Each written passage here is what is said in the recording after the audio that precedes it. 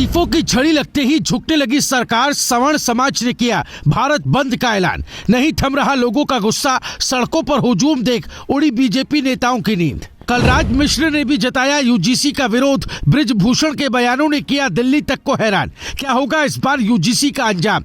Tension में आए अब मोदी, शाह से लेकर योगी। यूजीसी पर सवर्ण समाज की ताकत से हिली सरकार, करने लगी अब यूजीसी पर विस्तारीकरण को लेकर विचार। एक रिपोर्ट ने बीजेपी को डराया, 2027 चुनाव में हो जाएगा सफाया। कुछ लोग ये सोच रहे थे कि यूजीसी पर विवाद थम जाएगा, लेकिन अब इस विवाद ने ऐसी चिंगारी भड़की जिसने सियासतदानों की नींद उड़ा दी। पढ़ाई से जुड़ा ये फैसला अब सड़क से संसद तक आग बन चुका है। जनरल कैटेगरी से जुड़े लोग खुलकर विरोध में उतर आए हैं। सवर्ण समाज लगातार विरोध कर रहा है। कई शहरों में प्रदर्शन हो रहे हैं और जगह जगह नारेबाजी चल रही है। मामला इतना बढ़ चुका है कि भारतीय जनता पार्टी के सांसदों और नेताओं को सीधे जनता के गुस्से का सामना करना पड़ रहा है। हालात ऐसे बन गए कि सरकार को सफाई देने के लिए आगे आना पड़ रहा है, लेकिन नाराजगी कम होने का नाम नहीं ले रही।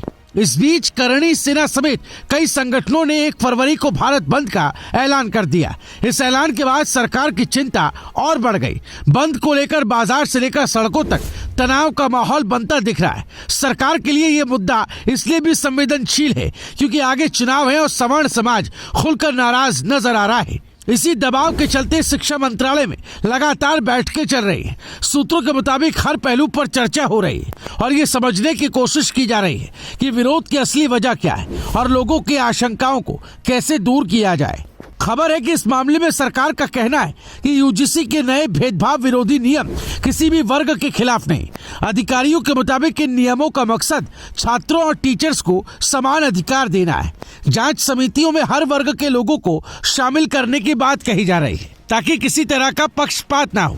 सरकार का यह भी दावा है कि हर शिकायत को गंभीरता से सुना जाएगा और पारदर्शिता रखी जाएगी। लेकिन विरोध करने वालों का कहना है कि नियमों की भाषा और ढांचा समाज को बांटने वाला है और इसी वजह से गुस्सा बढ़ता जा रहा है। मामले को और हवा तब मिली जब कैसरगंज के पूर्व सांसद और भाजपा के नेता बृजभूषण शरण सिंह ने खुलकर यूजीसी के नए नियमों का विरोध किया। उन्होंने अपने गांव से एक वीडियो जारी किया जिसमें बच्चों के साथ बातचीत करते हुए उन्होंने इस कानून को समाज और राष्ट्र को बांटने वाला बताया।